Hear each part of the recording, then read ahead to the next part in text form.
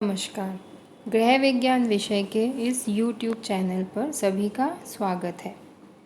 आज हम अध्ययन करेंगे जीव रसायन, बायोकेमिस्ट्री। जीव रसायन की परिभाषा, जीव रसायन का महत्व एवं इसका विषय क्षेत्र क्या है, आज इस विषय का अध्ययन हम करेंगे। सर्वप्रथम हम जीव विज्ञान क्या है, कहाँ से इस जीव विज्ञान की उत्पत्ति हुई, किन्होंने जीव विज्ञान को परिभाषित किया, उन सब विषयों का अध्ययन हम करेंगे। तो बच्चों, जीव विज्ञान या बायोकेमिस्ट्री जो शब्द है, इसकी उत्पत्ति ग्रीस भाषा में हुई थी। और बायोकेमिस्ट्री दो शब्दों से मिलकर बना हुआ है। बायोस का मतलब होता है लाइफ या जीवन, और केमिस्ट्री जिसको बोलते हैं रसायन। तो इस प्रकार जीवन से जुड़े यौगिकों का रासायनिक संगठन है और इसी को हम जीव रसायन कहते हैं। अर्थात हमारे शरीर में या जीवों के शरीर के अंदर पाए जाने वाले रसायनों का अध्ययन इस विषय के अंतर्गत किया जाता है। जीव रसायन की उत्पत्ति से पहले भौतिक शास्त्र, रसायन शास्त्र एवं जीव विज्ञान की विभिन्न शाखाओं का नामकरण कर दिया गया था। इसके पश्चात जर्मनी के एक वैज्ञानिक कॉल न्यूबर्ग। तो कॉल न्यूबर्ग ने जीव रसायन का नाम दिया इस विषय को, और इसके अंतर्गत जीव पदार्थ, पौधों, तंतुओं, उनके अंतर्गत होने वाली जीव क्रियाओं का अध्ययन किया जाता है। तो इस प्रकार कॉल न्यूबर्ग ने एवं उनसे संबंधित अन्य वैज्ञानिकों ने जीव रसायन की कई सारी परिभाषाएं दी। तो उन परिभाषाओं को हम निम्न बिंदुओं के अंतर्गत चर्चा करते हैं। तो सर्वप्रथम हम जीव विज्ञान को इस तरह से परिभाषित करते हैं कि जीव रसायन जो है, यह जीव द्रव्य का एक शास्त्र है। तो जीव द्रव्य को पहले हम समझ लें। जैसा कि हमने विगत कक्षा में कोशिका के बारे में अध्ययन किया था, और कोशिका में आपने यह अध्ययन किया था कि कोशिका के अंदर जीव द्रव्य पाया जाता है, और इस जीव द्रव्य में अनेक रासायनिक पदार्थ, रासायनिक यौगिक होते हैं, और कोशिका के अंदर होने वाली सभी क्रियाएं इस जीव द्रव्य के अंदर होती हैं। सभी कोशिकाओं में यह जीव द्रव्य पाया जाता है। तो इस प्रकार हम परिभाषित कर सकते हैं कि जीव रसायन जो है वह जीव द्रव्य का शास्त्र है। इसके अंदर हम जीव द्रव्य जो है उसकी विस्तार से उसका अध्ययन करते हैं। उसके अंतर्गत जो यौगिक पाए जाते हैं, जो रासायनिक पदार्थ पाए जाते हैं, उनका विस्तार से अध्ययन किया जाता है। दूसरी परिभाषा जो दी गई उसमें ये बताया गया कि जीवधारियों की रासायनिक प्रकृति एवं संगठन व व्यवहार के रूप में भी जीव रसायन को परिभाषित किया जा सकता है। इस परिभाषा को हम ऐसे समझ सकते हैं कि जीवधारियों के अंतर जो रासायनिक यौगिक पाए जाते हैं, उन यौगिकों की प्रकृति क्या है, उनका संगठन क्या है, और वे यौगिक शरीर में किस तरह से कार्य करते हैं, उन सब का अध्ययन इसके अंतर्गत किया जाता है। इसको हम एक उदाहरण से समझ सकते हैं। जैसे हम बात करते हैं कार्बोहाइड्रेट एक रासायनिक यौगिक है, और कार्बोहाइड्रेट के बारे में हमने विगत कक्षाओं में पढ़ा है कि कार्बोहाइड्रेट क्या है, इसके स्रोत क्या हैं, क्या कार्य करता है। तो अब हम यहाँ पर चर्चा करते हैं कि कार्बोहाइड्रेट जब जीव के शरीर के अंदर है, तो वहाँ पर सर्वप्रथम तो यह किस रूप में पाया जाता है, उसकी प्रकृति क्या है। दूसरा, कार्बोहाइड्रेट का संगठन क्या है, किन किन यौगिकों से, किन किन तत्वों से यह मिलकर बना हुआ है, और यह शरीर में क्या कार्य करता है। तो इस प्रकार विभिन्न पोषक तत्वों की, विभिन्न रासायनिक यौगिकों के बारे में इस जीव रसायन विषय के अंतर्गत अध्ययन किया जाता है। अन्य परिभाषा अगर हम देखें तो जीव रसायन उन रासायनिक क्रियाओं से संबंधित हैं जो बड़े से बड़े जीवित पदार्थ जैसे पौधों और जंतुओं में होती हैं, या छोटे जीवित पदार्थ जैसे बैक्टीरिया और वायरस के जीव द्रव्य में पाई जाती हैं। तो इसके अंतर्गत इस परिभाषा से यह समझा जा सकता है कि जो जितने भी जीव जंतु हैं उनके अंतर्गत जो यौगिक पाए जाते हैं, उन यौगिकों के अंतर जो रासायनिक क्रियाएं होती हैं उनका अध्ययन किया जाता है। किस प्रकार ये यौगिक में आपस में अंतर संबंधित हैं, इसका अध्ययन किया जाता है। और बड़े जो पौधे जीव जंतु हैं उनके साथ साथ वायरस बैक्टीरिया के अंदर जो रासायनिक पदार्थ पाए जाते हैं जो उनको जीवित रखते हैं, उनका विस्तार से अध्ययन किया जाता है। अन्य परिभाषा के अंतर्गत जीव रसायन के अंतर्गत जीवधारियों में उपस्थित रासायनिक तत्व व यौगिक, उनमें होने वाले रासायनिक परिवर्तन एवं ऊर्जा परिवर्तनों का अध्ययन किया जाता है। यह परिभाषा भी ऊपर की परिभाषा से काफ़ी कुछ मिलती जुलती है। इसके अंतर्गत भी यही बताया गया है कि जो रासायनिक तत्व और यौगिक जीव के शरीर में पाए जाते हैं वो किस तरह से कार्य कर रहे हैं, उनमें क्या क्या रासायनिक परिवर्तन हो रहे हैं और किस प्रकार से यह रासायनिक पदार्थ ऊर्जा का उत्पादन करते हैं और ऊर्जा का परिवर्तन अन्य यौगिकों में करते हैं। इन सब विषयों का इस जीव रसायन विषय में विस्तार से अध्ययन किया जाता है। तो परिभाषाओं पर चर्चा करने के पश्चात अब हम चर्चा करते हैं जीव रसायन विषय का महत्व क्या है। जीव रसायन विषय का महत्व और इसके विषय क्षेत्र दोनों को हम इसी टॉपिक के अंतर्गत पढ़ेंगे। तो जीव रसायन विषय जो है, जैसा कि हमने अभी इसके परिचय में और इसके परिभाषाओं के अंदर यह जाना कि जीवित पदार्थों में उपस्थित कार्बनिक यौगिक और उनके साथ होने वाली जैविक क्रियाओं का अध्ययन इस जीव रसायन में किया जाता है। और जीव रसायन का जो मुख्य उद्देश्य है वो है सजीव और निर्जीव में संबंध स्थापित करना या दोनों के मध्य का अंतर ज्ञात करना। इसको अन्य शब्दों में इस तरह से समझ सकते हैं कि सजीव और उसके चारों ओर के बाहरी वातावरण में संबंध स्थापित करना। इसके अंतर्गत जीवित वस्तुओं में होने वाली विभिन्न उपापचयी क्रियाओं के फलस्वरूप उत्पन्न होने वाले उपयोगी पदार्थ का विभिन्न प्रकार के कार्य जैसे वृद्धि, जनन, ऊर्जा की आवश्यकता आदि के लिए उपयोग में लाना और जो पदार्थ उत्सर्जित कर दिए गए हैं उन उत्सर्जित पदार्थों को वातावरण में उत्सर्जित करना और उत्सर्जित पदार्थों से वातावरण में उपयोगी पदार्थों के रूप में सृजन हो सके, इन सब का कार्य और किस तरह से यह होता है यह जीव रसायन के अंतर्गत किया जाता है। तो जीव रसायन का अध्ययन इस प्रकार उपयोगी है। यहाँ पर हम यह स्पष्ट करेंगे कि जीव रसायन विषय विज्ञान का विभिन्न क्षेत्रों से इसका संबंध होता है और साथ ही साथ हम इसके अंतर्गत यह भी अध्ययन करेंगे कि विभिन्न क्षेत्रों में जीव रसायन का क्या महत्व है, वह भी इसके अंतर्गत अध्ययन करेंगे। तो सर्वप्रथम हम बात करते हैं चिकित्सा के क्षेत्र की। तो चिकित्सा के क्षेत्र में कई क्षेत्र होते हैं, जैसे रोगों से संबंधित जानकारी प्राप्त करने के लिए, औषधीय से संबंधित जिसको हम फार्मास्यूटिकल इंडस्ट्रीज़ या फार्मास्यूटिकल फील्ड बोलते हैं, जहाँ पर दवाइयों का निर्माण किया जाता है। इसी तरह से सर्जरी चिकित्सा, शल्य चिकित्सा के अंतर्गत इसका बहुत अधिक महत्व है। तो सर्वप्रथम हम चर्चा करते हैं रोग और औषधि के क्षेत्र में जीव रसायन का क्या महत्व है।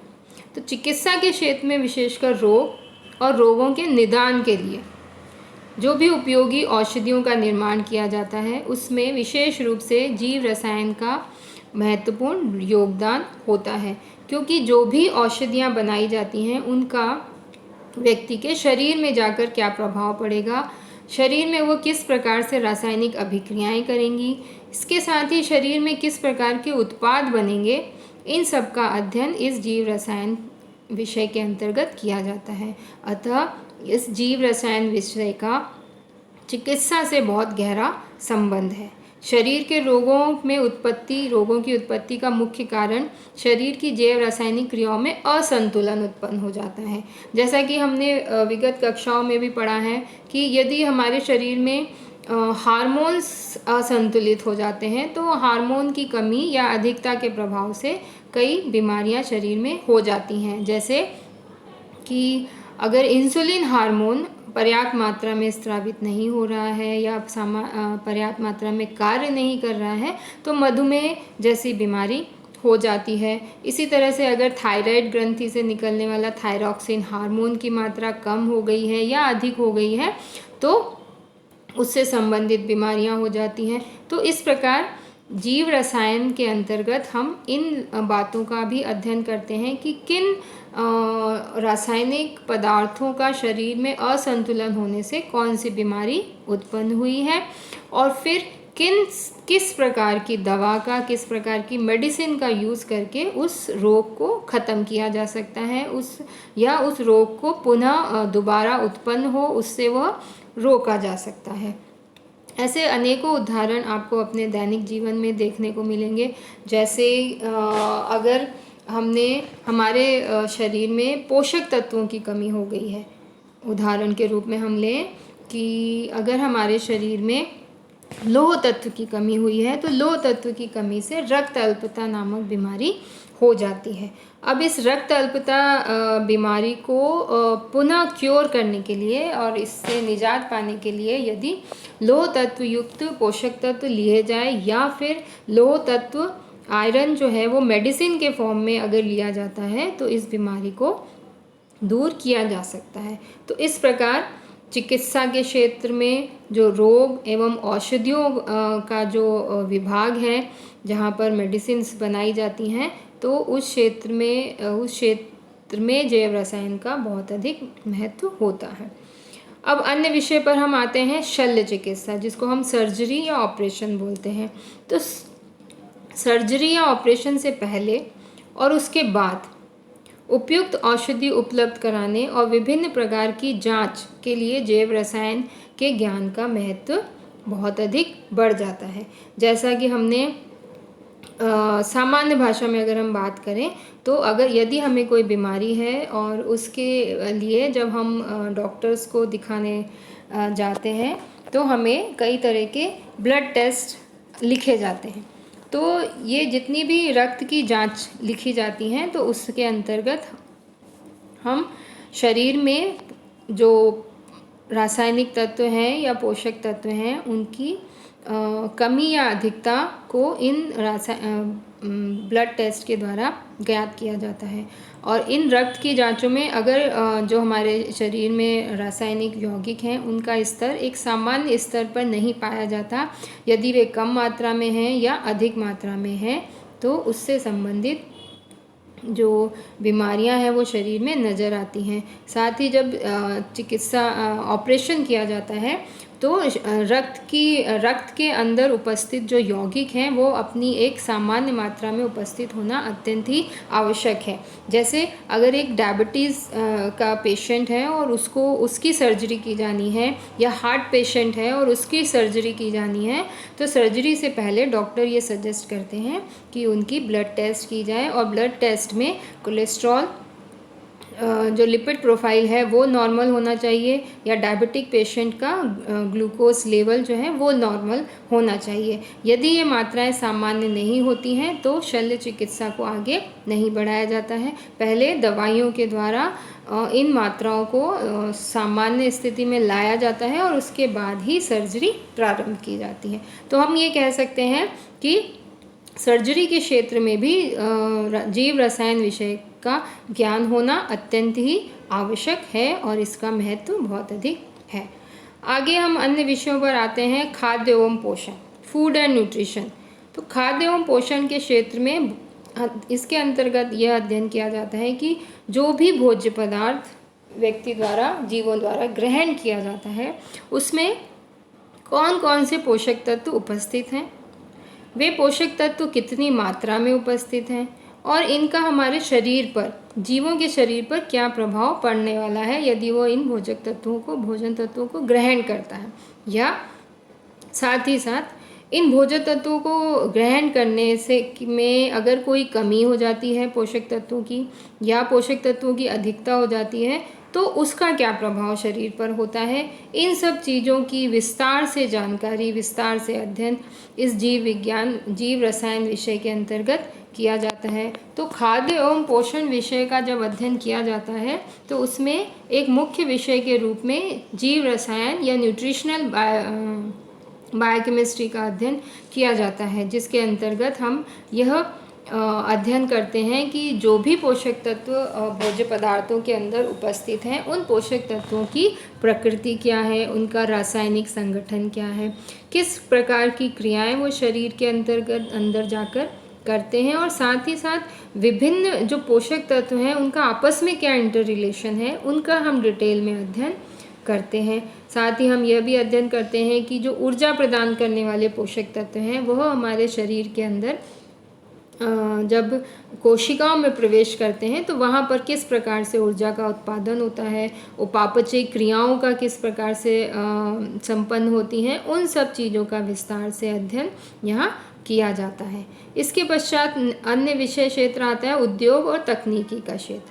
तो उद्योग और तकनीकी में जो विभिन्न प्रकार के उद्योग हैं, जैसे दवाओं का उद्योग जो हम पहले हम चर्चा कर चुके हैं, फार्मास्यूटिकल इंडस्ट्रीज़ जो लार्ज स्केल पर दवाओं का निर्माण करती हैं, तो उसके लिए उन्हें जीव रसायन विषय की जानकारी होना अत्यंत आवश्यक है, क्योंकि अगर इस विषय की जानकारी नहीं हुई तो फार्मास्यूटिकल जो कंपनीज़ हैं उनके द्वारा दवाओं का निर्माण नहीं किया जा सकता। साथ ही साथ अन्य उद्योग जैसे विभिन्न प्रकार के केमिकल का जो निर्माण करने वाले उद्योग हैं, उन्हें भी इन सब की जानकारी होनी चाहिए।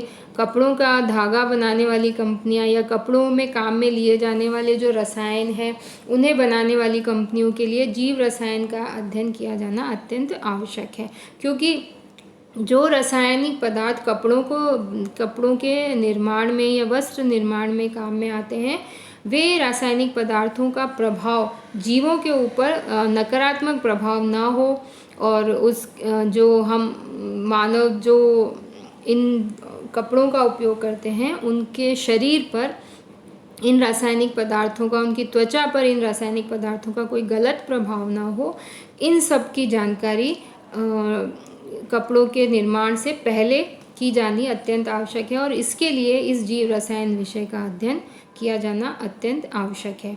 इसके अलावा तकनीकी के क्षेत्र में जीव रसायन की कई नई शाखाओं को जन्म दिया है, जिसमें बायोटेक्नोलॉजी एक महत्वपूर्ण शाखा है, और इस बायोटेक्नोलॉजी शाखा के अंदर भी जो शरीर के अंदर जितने भी जीव रसायन पाए जाते हैं उनका विस्तार से अध्ययन किया जाता है।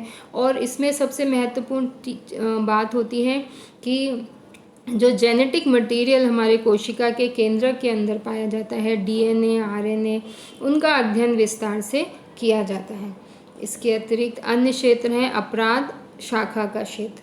अपराध शाखा के क्षेत्र में अपराधियों द्वारा किए गए विभिन्न अपराधों के मामलों की जांच में विभिन्न जैव रासायनिक परीक्षण किए जाते हैं, जैसे फिंगरप्रिंट्स के परीक्षण किए जाते हैं, डीएनए टेस्ट किया जाता है और ब्लड टेस्ट किया जाता है। तो वह सब इन अपराधियों को पकड़ने के लिए अत्यंत लाभदायक होते हैं। तो इस प्रकार के क्षेत्र में जीव रसायन का महत्व बहुत अधिक होता है। धन्यवाद।